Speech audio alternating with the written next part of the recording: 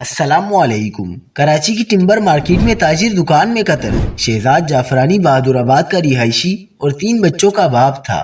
علاقے میں کوہرام مچ گیا۔ کیا آپ حالات حاضرہ سے آگاہی حاصل کرنا چاہتے ہیں؟ خبر کے پیچھے چھپے اصل حقائق جاننا چاہتے ہیں تو ابھی سبسکرائب کیجئے جلمل پاکستان کو اور ساتھ ہی گھنٹی کے نشان پر کلک کر دیں۔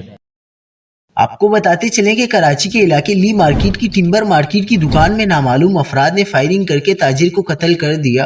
ایس ایس پی سٹی امجد حیات کا کہنا ہے کہ 2 موٹر سائیکلوں پر سوار مسلح ملزمان نے بیوہ شاہ مسجد کے قریب ٹمبر مارکیٹ میں دکان پر فائرنگ کی، جس کے نتیجے میں دکان کا مالک شہزاد جعفرانی جاں بحق ہو گیا۔ اندوہناک قتل پر ہر آنکھ اشکبار اور لواحقین شدت غم سے نڈھال نظر آئے۔ پولیس حکام کے مطابق حملہ آور انتہائی ماہر شوٹرز تھے، جنہوں نے چلتی موٹر سائیکل سے فائرنگ کی۔